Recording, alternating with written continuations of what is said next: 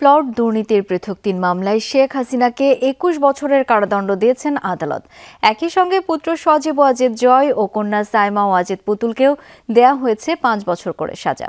জালিয়াতি করে প্লট পেতে শেখ হাসিনাকে যারা সহযোগিতা করেছেন সেই ১৭ জন রাজুক ও গণপূর্ত মন্ত্রণালয়ের কর্মকর্তারও বিভিন্ন মেয়াদে সাজা হয়েছে।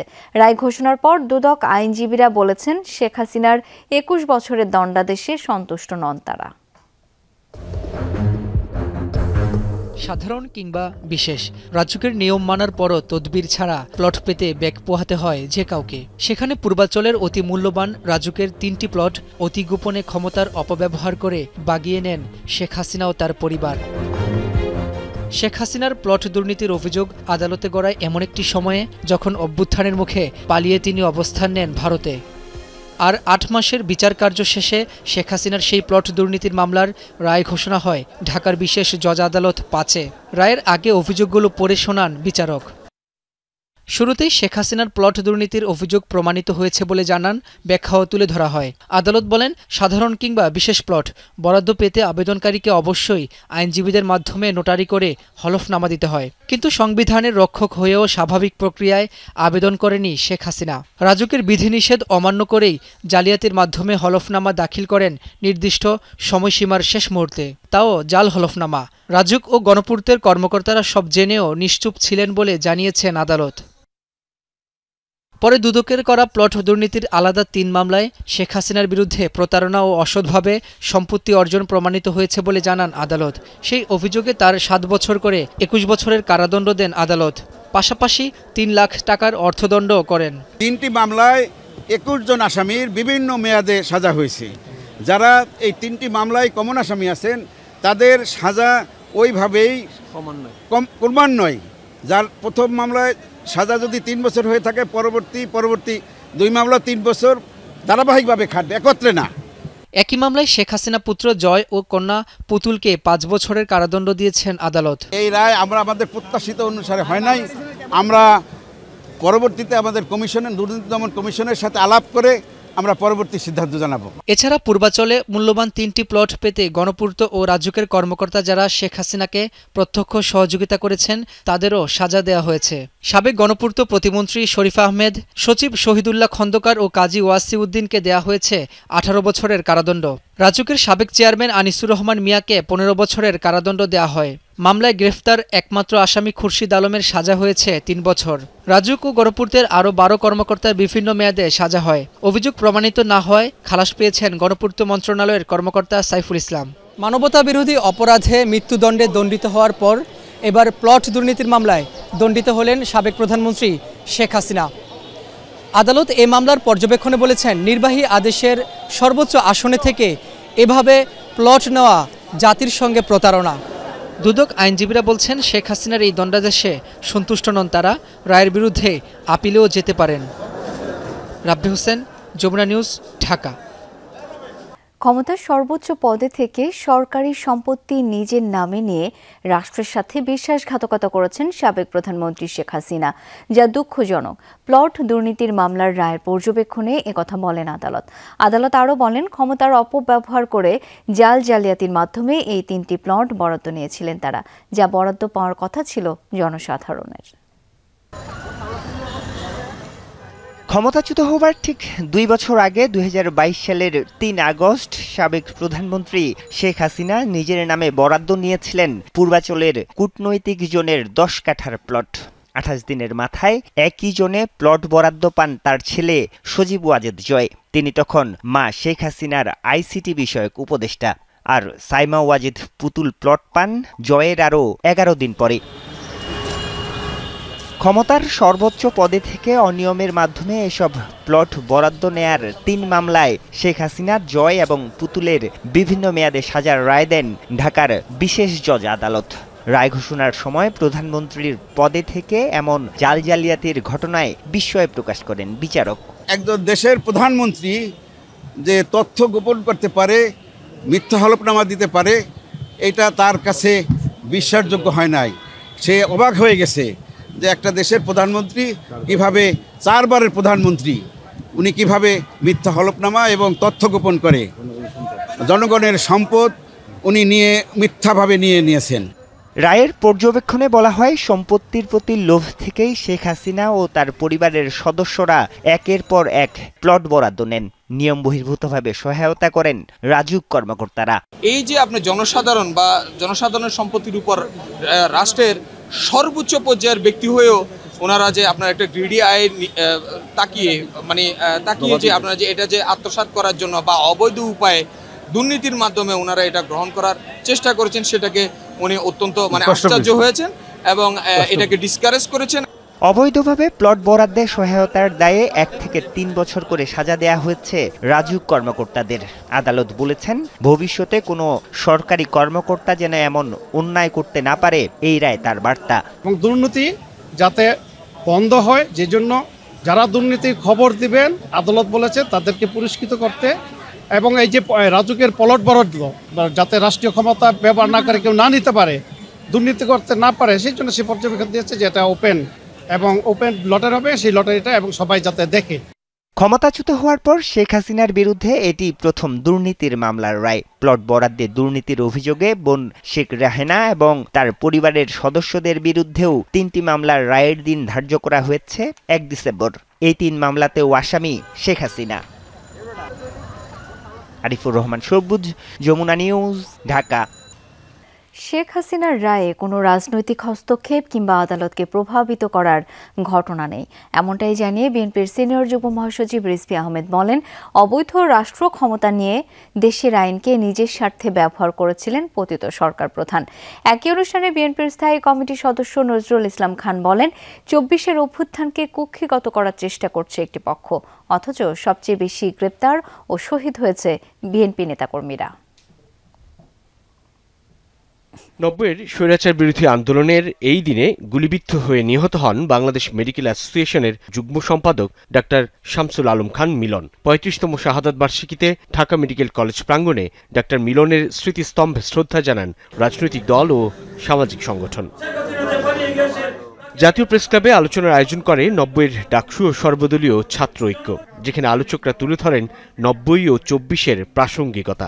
সভায় বিএনপি স্থায়ী কমিটির সদস্য নজরুল ইসলাম খান বলেন, আগামী নির্বাচন 24-এর অভ্যুত্থানেরই অংশ।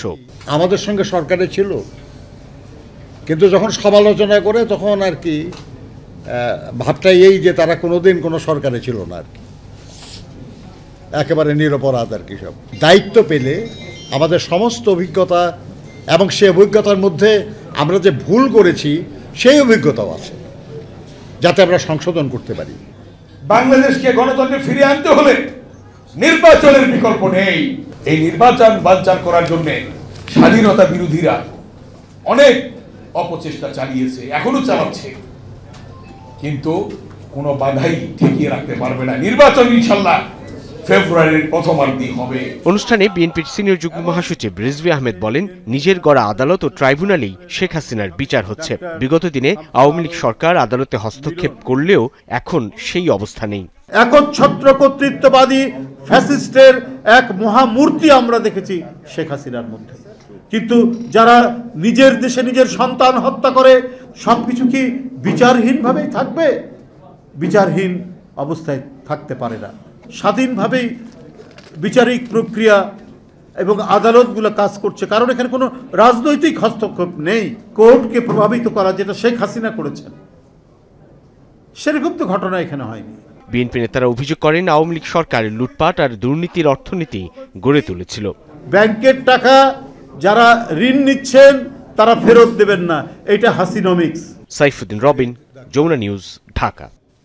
বিএনপি চেয়ারপারসন বেগম খালেদা জিয়া সিসিইউতে নিবিড় পর্যবেক্ষণে রয়েছেন। মেডিকেল বোর্ড ও দেশি বিদেশি বিশেষজ্ঞ চিকিৎসকদের তত্ত্বাবধানে চলছে চিকিৎসা, জানিয়েছেন বিএনপির স্থায়ী কমিটির সদস্য অধ্যাপক ডক্টর AZM জাহিদ হোসেন। এদিকে হাসপাতালে চিকিৎসাধীন বিএনপি চেয়ারপারসন বেগম খালেদা জিয়ার সুস্থতা কামনায় শুক্রবার সারা দেশে বাদ জুমা বিশেষ দোয়া মাহফিলের আয়োজন করবে বাংলাদেশ জাতীয়তাবাদী দল বিএনপি। নয়াপল্টনে এক সংবাদ সম্মেলনে কথা জানান দলের সিনিয়র যুগ্ম মহাসচিব রুহুল কবির রিজভী। অভিযোগ করেন কারাগারে থাকার সময় ফ্যাসিস্টের নীল নকশায় তাকে অসুস্থ বানানো হয়, বঞ্চিত করা হয় বিদেশে উন্নত চিকিৎসার সুযোগ থেকে।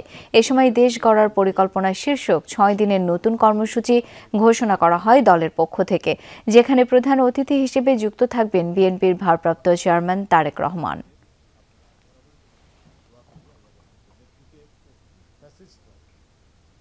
দীর্ঘদিন কারাগারে থাকার সময় ফ্যাসিস্টদের ভয়ঙ্কর নীল নকশায়, চক্রান্তে, ষড়যন্ত্রে তাকে অসুস্থ করা হয়েছে নানাভাবে। চিকিৎসা দেওয়া হয়নি, সুচিকিৎসা দেওয়া হয়নি। আগামীকাল জুম্মার নামাজের শেষে বিশেষ মোনাজাত করা হবে দেশনেত্রী বেগম খালেদা জিয়ার সুস্থতা কামনায়। নির্বাচনে আইন শৃঙ্খলা বাহিনীকে দিক নির্দেশনা দেবে স্বরাষ্ট্র মন্ত্রণালয় আর সমন্বয় করবে নির্বাচন কমিশন। নির্বাচন সুষ্ঠু করতে সাইবার সিকিউরিটি সেলও গঠন করবে ইসি। দুপুরে আইন শৃঙ্খলা বাহিনীর সাথে বৈঠক শেষে এসব কথা জানান ইসির সিনিয়র সচিব। সেনাবাহিনী কোনো দায়িত্বে থাকবে তা চূড়ান্ত না হলেও 28 ফেব্রুয়ারি পর্যন্ত ম্যাজিস্ট্রেসি পাওয়ার নিয়ে মাঠে থাকবে বলেও জানান তিনি। ত্রয়োদশ জাতীয় সংসদ নির্বাচন সামনে রেখে দ্বিতীয় দফায় আইন শৃঙ্খলা বাহিনীর সাথে বৈঠকে বসল ইসি।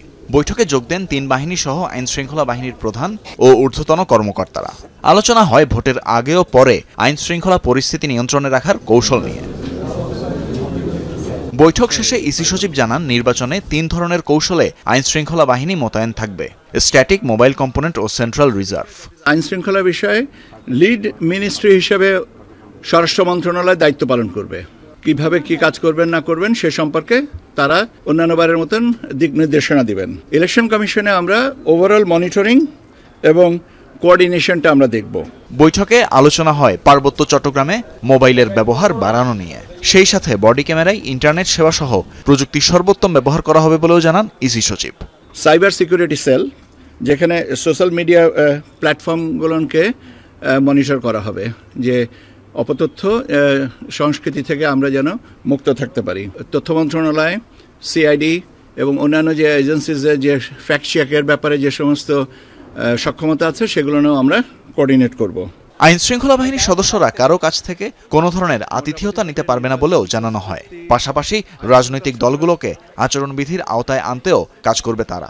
তাদের ম্যাজিস্ট্রিয়াল পাওয়ার 28 ফেব্রুয়ারি 2026 পর্যন্ত ইনএইড টু সিভিল পাওয়ার যেটা দেওয়া হয়েছে সেটা কন্টিনিউ করবে। সচিব আখতার আহমেদ জানান, পোস্টাল ভোট গ্রহণ থেকে গণনা পর্যন্ত পুরো সময় আইন শৃঙ্খলা বাহিনীকে সর্বোচ্চ নিরাপত্তা নিশ্চিত করতে বলা হয়েছে। সর্বাত্মক সহযোগিতা সবাইকে করতে হবে। তানভীর মৌসুম, যমুনা নিউজ, ঢাকা। খাবার ও পানি মিললেও পোড়া ঘর নতুন করে নির্মাণে নগদ অর্থের প্রয়োজন, যা পাচ্ছেন না ক্ষতিগ্রস্ত করাইল বস্তিবাসী। সরকার সহ বিত্তবানেরা এগিয়ে আসলে আবারও ঘুরে দাঁড়ানোর প্রত্যাশায় শত শত মানুষ। বিস্তারিত রাব্বি সিদ্দিকের রিপোর্টে। 5 বছর আগে স্বামী মারা গেছেন। সন্তান আর তার উপার্জনে কোনো মতে দিন চলে যাচ্ছিল, কিন্তু আগুন সব শেষ করে দিয়েছে।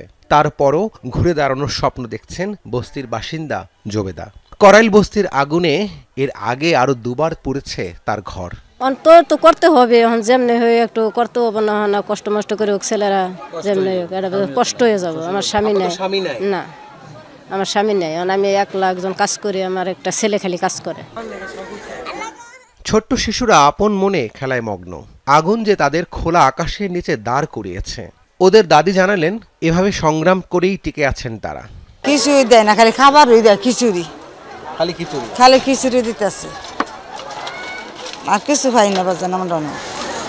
বস্তিবাসীরা জানান, খাবার আসছে প্রচুর, বিশুদ্ধ পানি, দরকারি ওষুধ সবই পাচ্ছেন তারা, কিন্তু নগদ টাকা পাচ্ছেন না। সরকার কেন সাহায্যের হাত বাড়িয়ে দিচ্ছেন না, এমন প্রশ্ন তাদের। খাবার দাবার মোটামুটি আমরা পাচ্ছি, পানি পাচ্ছি, তাছাড়া আমাদের অর্থনৈতিক যে সংকট আর ওই দিক দিয়ে আমরা কোনো সাহায্য পাই নাই। কেউ টাকা পয়সা দেয় না, এমনি খাবার পানি দিতেছে, আমরা পাইতেছি পড়ার পর থেকে।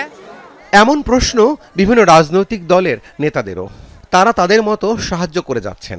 থাকার ব্যবস্থা করা, শীত বস্ত্রের ব্যবস্থা করা, ইতিমধ্যে রাতে ব্যাপক শীত পড়ে যায়, ফলে এই ন্যূনতম জায়গাগুলো তৈরি হয়নি, সেটা অত্যন্ত দুঃখজনক। তো আমরা মনে করি যে সরকার ইমিডিয়েটলি এই ব্যবস্থা গ্রহণ করবে এবং আমরা সরকারের সাথেও এ বিষয়ে যথাসম্ভব আমাদের পক্ষ থেকে আমাদের দাবি আমরা উত্থাপন করব। ক্ষতিগ্রস্ত বস্তিবাসীর আশা, এসব সংকট নিরসনে এগিয়ে আসবেন সরকার ও বিত্তবানরা। রাব্বি সিদ্দিকী, যমুনা নিউজ, ঢাকা। ৬৩ বছরের মধ্যে সবচেয়ে ভয়াবহ অগ্নিকাণ্ডের সাক্ষী হল হংকং। ৮ শতাধিক ফায়ার ফাইটারের নিরলস চেষ্টায় প্রায় ১৯ ঘণ্টা পর নিয়ন্ত্রণে এসেছে উত্তরাঞ্চলীয় তাইপো ডিস্ট্রিক্টের হাউজিং কমপ্লেক্সে লাগা আগুন। এর মধ্যে ভয়াবহ এই দুর্ঘটনা কেড়ে নিয়েছে ৫৫টি প্রাণ। এখনো খোঁজ মেলেনি ২৭৯ জনের। আগুন নিয়ন্ত্রণে আসায় নিখোঁজদের সন্ধানে তল্লাশি শুরু হয়েছে। ভবনে দাহ্য পদার্থ রাখার অভিযোগে কনস্ট্রাকশন কোম্পানির ৩ কর্মকর্তাকে আটক করা হয়েছে। বুধবার স্থানীয় সময় বিকাল ৩টায় সূত্রপাত। এরপর টানা প্রায় ১৯ ঘণ্টা জ্বলেছে হংকংয়ের তাইপো ডিস্ট্রিক্টের ওয়াংফু কোর্ট হাউজিং কমপ্লেক্সে লাগা আগুন। ৮টি ব্লকে প্রায় ২,০০০ ফ্ল্যাট রয়েছে ওই কমপ্লেক্সে। কিছুই যেন আর অবশিষ্ট নেই। ৮ শতাধিক ফায়ার ফাইটারের নিরলস চেষ্টার পর আগুন নিয়ন্ত্রণে আনার দাবি করেছে কর্তৃপক্ষ। তবে এখনও ভবনের বিভিন্ন স্থান থেকে বের হচ্ছে ধোঁয়া। ২৭০ জনের বেশি নিখোঁজ মানুষের সন্ধানে শুরু হয়েছে অভিযান। দগ্ধ ও আহতদের মধ্যে অনেকের অবস্থাই আশঙ্কাজনক। হংকংয়ের সরকারি তথ্যমতে গত ৬৩ বছরের ইতিহাসে এটি দেশটির সবচেয়ে ভয়াবহ অগ্নিকাণ্ডের ঘটনা। সবশেষ আদমশুমারি অনুযায়ী কমপ্লেক্সটিতে ৪,৬০০ বাসিন্দা ছিল, যার মধ্যে প্রায় ৪০%-এরই বয়স কমপক্ষে ৬৫।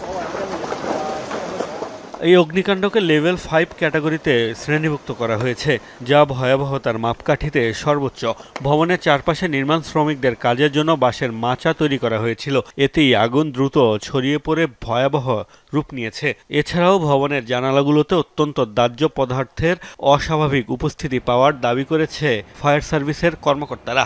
এর জেরে কনস্ট্রাকশন কোম্পানির ৩ কর্মকর্তাকে আটক করা হয়েছে। আগুন দ্রুত ছড়িয়ে পড়ায় প্রাণ বাঁচাতে খালি হাতেই বের হতে হয়েছে কমপ্লেক্সের বাসিন্দাদের। অনেকেই হয়েছে নিঃস্ব। রাত কেটেছে শেল্টারে খোলা আকাশের নিচে। কেউ কেউ স্বজন প্রিয়জনদের খোঁজ না পাওয়ায় সময় কাটাচ্ছেন আতঙ্কে। আমরা ২০ বছরেরও বেশি সময় আগে এখানে ফ্ল্যাট কিনেছিলাম। নিজেদের সব জিনিসপত্র এই অ্যাপার্টমেন্টে ছিল। সব পুড়ে গেছে, কিছুই অবশিষ্ট নেই।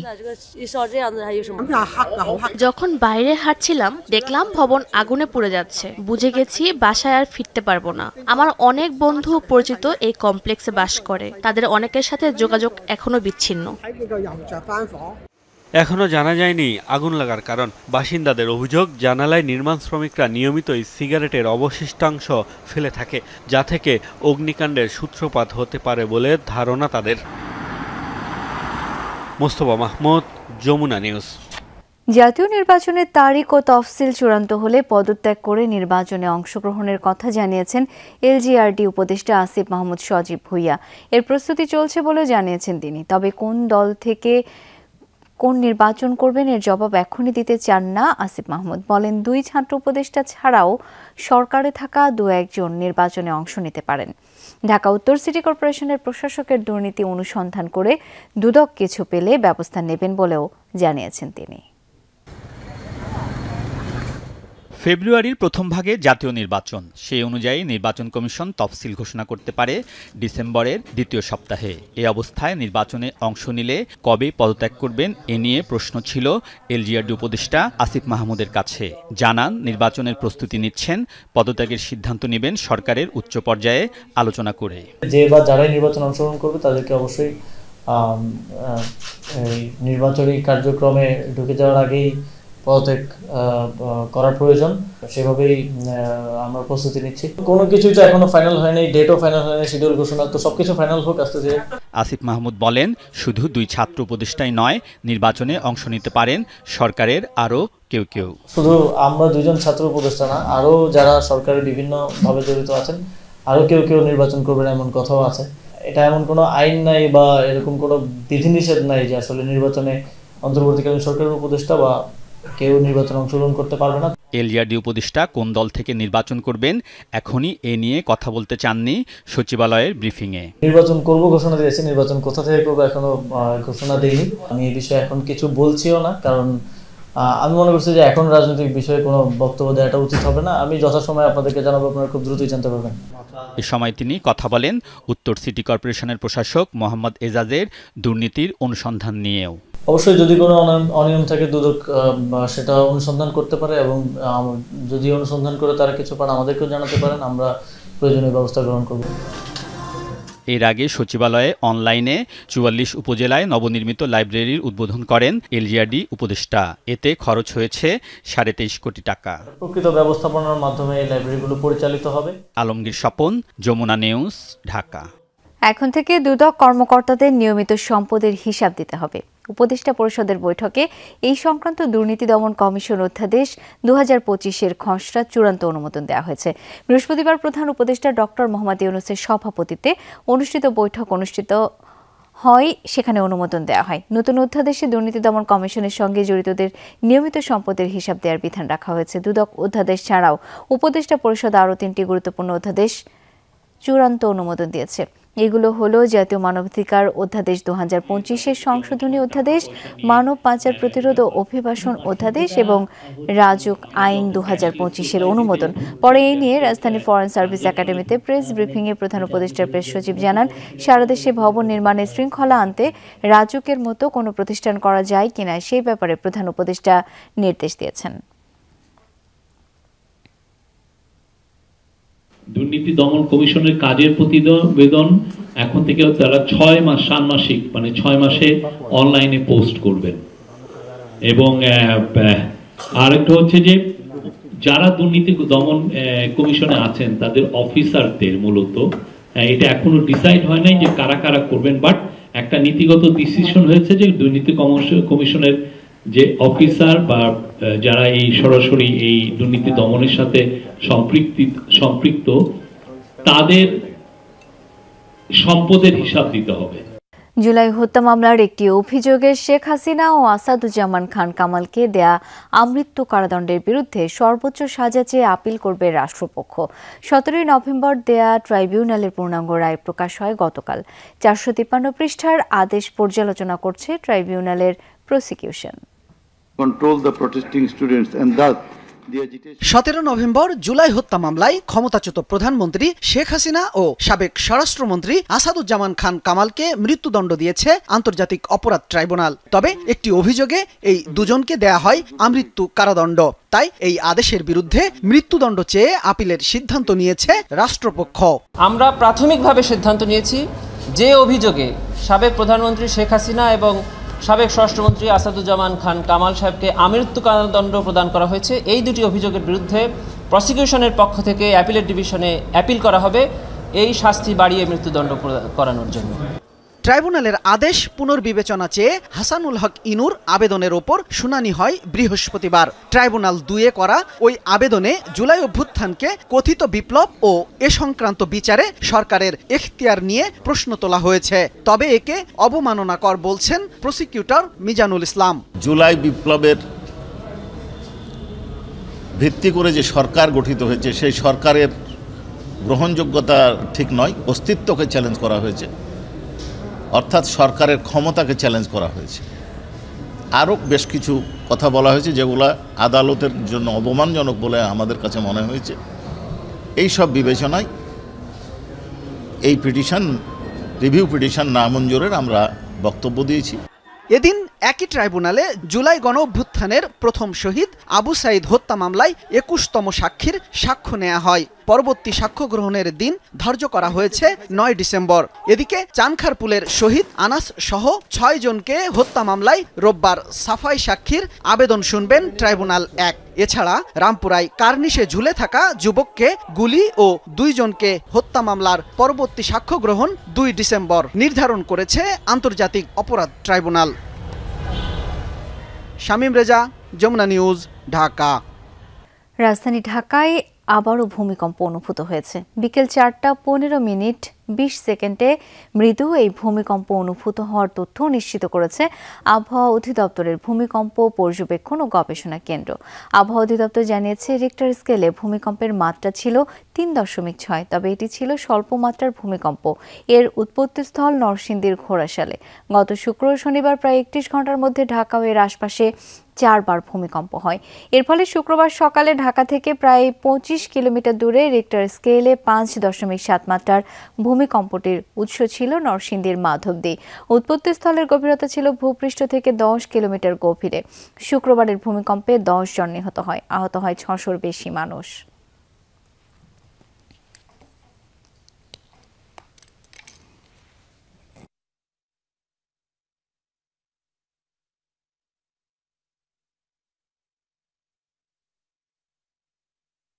ঢাকা শহরের বাড়ি ভাড়া সহনীয় করতে ডিসেম্বরের মাঝামাঝি নাগাদ বাসা ভাড়ার গাইডলাইন তৈরি করতে চায় ঢাকা উত্তর সিটি কর্পোরেশন, যার বাস্তবায়ন হবে আগামী জানুয়ারির মধ্যে। তবে বাড়িওয়ালা ভাড়াটিয়াদের মধ্যে যুগ যুগ ধরে চলা বিবাদ এতে কতটা লাঘব হবে তা নিয়ে রয়েছে সংশয়।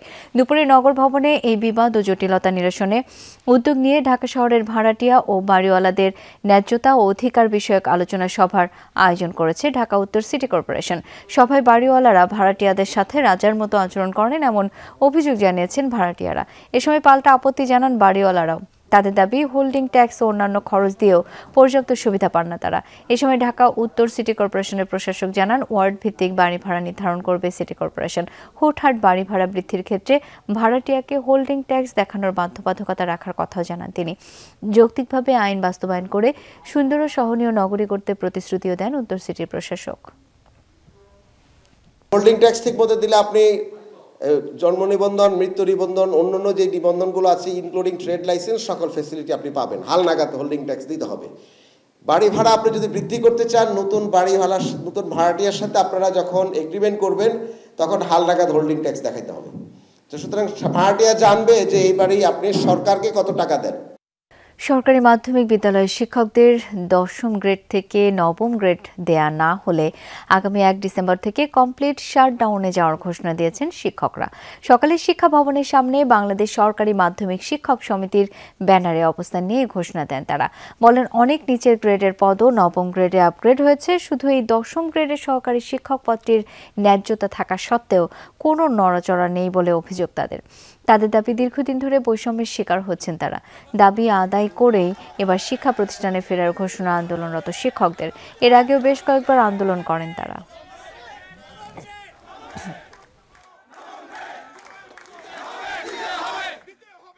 প্রত্যেকটি পদ 9ম গ্রেডে উন্নীত হয়েছে, শুধুমাত্র আমাদের পদটি 9ম গ্রেডে উন্নীত না করে 10ম গ্রেডে রেখে দেওয়া হয়েছে।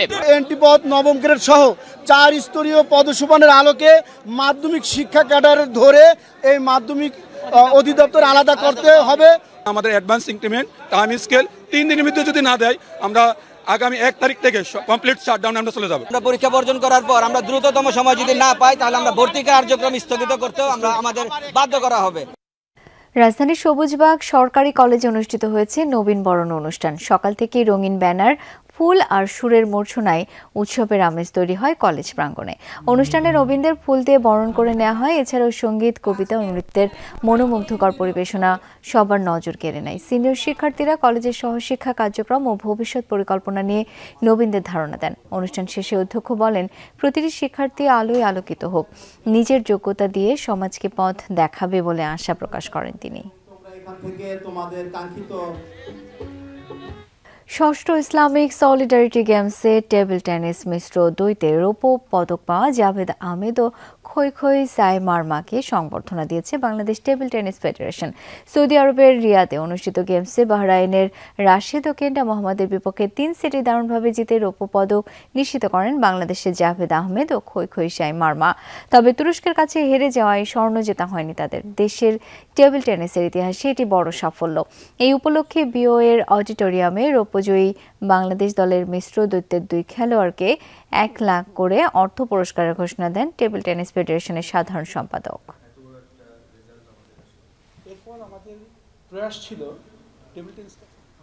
নাগরিক সুবিধা নিশ্চিতে প্রতিটি খাতকে ডিজিটালাইজেশনের আওতায় আনতে উপস্থাপিত হয়েছে ই পার্টিসিপেশন পলিসি ফ্রেমওয়ার্ক তথ্য ও যোগাযোগ প্রযুক্তি অধিদপ্তর ও MRDI এর সমন্বয়ে এই সংক্রান্ত একটি প্রস্তাবনা তুলে দেওয়া হয়েছে সংশ্লিষ্টদের হাতে। সকালে রাজধানীর আগারগাঁওয়ে আয়োজিত হয় পার্টিসিপেশন পলিসি ফ্রেমওয়ার্ক উপস্থাপন ও হস্তান্তর অনুষ্ঠান। সেখানে বিভিন্ন মন্ত্রণালয়ের কর্মকর্তাদের উপস্থিতিতে তুলে ধরা হয় নাগরিক সেবা খাতে প্রযুক্তি ব্যবহারের বাস্তবতা। বক্তারা বলেন, যুগের সাথে তাল মিলিয়ে নাগরিক সুবিধায় প্রযুক্তির ব্যবহার অপরিহার্য হয়ে উঠেছে। তাই এখন সব নাগরিক সুবিধা প্রযুক্তি নির্ভর করতে সরকারের একটি সুস্পষ্ট নীতিমালা দরকার, যেখানে দেশের সব শ্রেণীর মানুষ সনাতনী পদ্ধতির পাশাপাশি প্রযুক্তির ব্যবহারে অভ্যস্ত হবে। 2035 সালের মধ্যে এই সংক্রান্ত ফ্রেমওয়ার্ক চূড়ান্ত করার লক্ষ্যমাত্রাও নির্ধারণ করা হয় এই অনুষ্ঠানে। তাদের সহজে বোঝানো যায়, ডিফারেন্সিয়েট করা যায় যে এইটা বিশ্বাসযোগ্য নয়, এইটা অথেন্টিক নয়, এই বিষয়গুলো এই পলিসি ফ্রেমওয়ার্কের ভিতরে, প্রস্তাবনার ভিতরে হয়তো আছে। এই যে ওয়েবসাইট বলে আপডেট না করলে কি হবে, আমার তথ্যগুলো তো এখানে যাচ্ছে না। টেকনোলজির বেশ কিছু চ্যালেঞ্জও এখন তৈরি হয়েছে। স্যাররা বলেছেন মিসইনফরমেশন, ডিসইনফরমেশন, ডিপ ফেক, অনেক কিছু আসছে। মানুষের প্রাইভেসি নষ্ট হচ্ছে, মানুষ থ্রেটের মধ্যে থাকে। ইথিক্সের জায়গাটি কতটা আমরা মেনটেন করতে পারছি। সিরাজগঞ্জের বেলকুচিতে শিশু মেলা বিদ্যানিকেতনের উদ্যোগে আলোচনা সভা এবং শিক্ষার্থীদের মধ্যে কোরআন বিতরণ করা হয়েছে।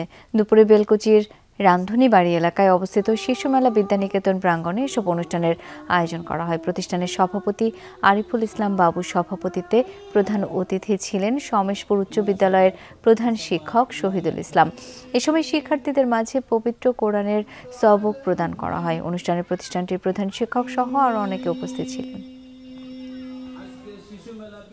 গোপালগঞ্জে MS মেটাল ইন্ডাস্ট্রিজ লিমিটেডের চেয়ারম্যান অ্যাডভোকেট শরীফুল ইসলাম দুর্জয়ের বাবা আবুল বশরের অষ্টম মৃত্যুবার্ষিকীতে মিলাদ ও দোয়া মাহফিল অনুষ্ঠিত হয়েছে।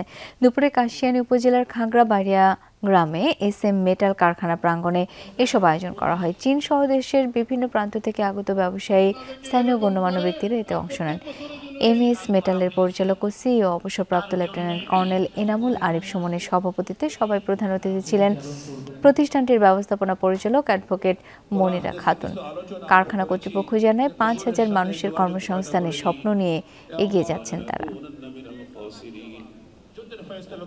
গত 1.5 বছরের পরিবর্তিত পরিস্থিতিতে বিমান বাহিনী বিমানবন্দর সচল রাখার মধ্য দিয়ে গুরু দায়িত্ব পালন করেছে বাংলাদেশ বিমান বাহিনী। এমনটাই মন্তব্য করেছেন বিমান বাহিনী প্রধান air chief marshal Hasan Mahmud Khan. বলেন, আসন্ন জাতীয় সংসদ নির্বাচনে দায়িত্ব পালনেও প্রস্তুত বিমান বাহিনী। দেশের যে কোনো প্রয়োজনে বিমান বাহিনীর সদস্যদের প্রস্তুত থাকার আহ্বানও জানান তিনি।